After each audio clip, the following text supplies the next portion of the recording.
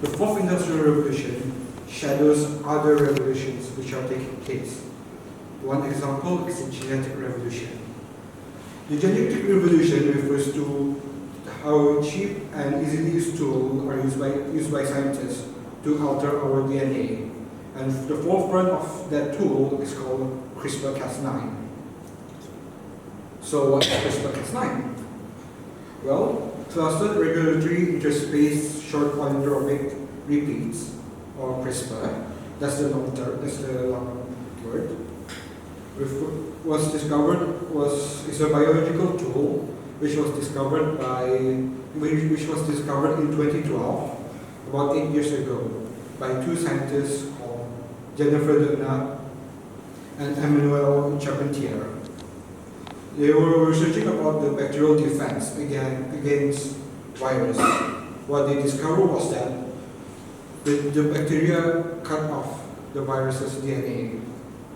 So they began to ask, does the same principle applies to other organism DNA? And the answer was yes, it does. What CRISPR does is that it will locate problematic sequence in our DNA, and with that, we'll cut off the sequence from our DNA and replace it with a new, better, and correct sequence. So, what are the applications of CRISPR-Cas9? Currently, there is one application, which is to cure genetic diseases. Currently, we have about 3,000 genetic disorders, and yet we do not have a viable or effective cure to even one of them. However, based on clinical trials, CRISPR proved to be an effective tool. Examples, my first example, early this year, scientists inserted CRISPR-Cas9 into lab mouse with the hope of curing their disease. And they managed to cure it. And that disease was a blindness. Yes, scientists managed to cure blindness in mouse. And just a few weeks ago, the US FDA approved clinical trials on human blindness. So in the next 10 years, we will see that, oh, if you have a blindness, we have a cure for that now. Another example of genetic diseases which can be cured with CRISPR is called muscular dystrophy. Muscular dystrophy refers to the progressive loss of muscles. To visualize how bad it is, currently I am 20 years old. However, if I have muscular dystrophy, I will be confined into a bed. And 1 year later, I will be confined into a coffin. This is because those who are affected by muscular dystrophy are not expected to live beyond 20 years old. So what scientists did was that they gathered induced dogs with muscular dystrophy, and 8 weeks later, the dogs received their freedom to walk again. So this is some of the beauty of CRISPR-Cas9. However, CRISPR-Cas9 has a downfall. One example is creating designer babies. Designer babies are babies whose DNA has been artificially altered.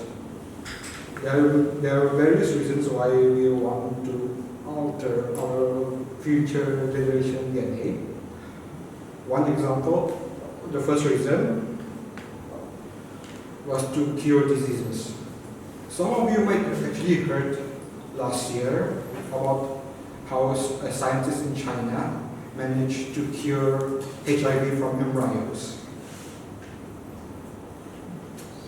Yes, 7 embryos, all positive for HIV.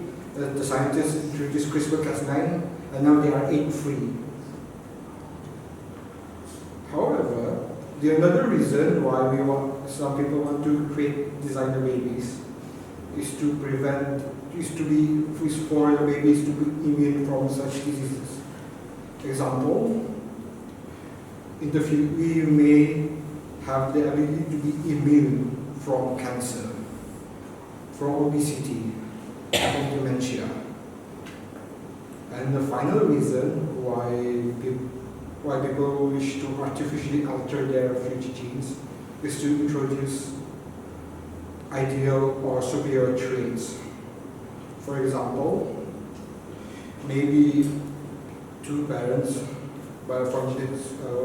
asked a geneticist to look at their embryo, and the geneticist said, "Oh, your son will grow short." And then they can ask other researchers to replace the gene for shortness and change it to tallness. And another example is to change their skin tone. For example, in some areas in the country, dark tone is frowned upon. Instead, they will change the DNA from being skin tone to pale tone. However,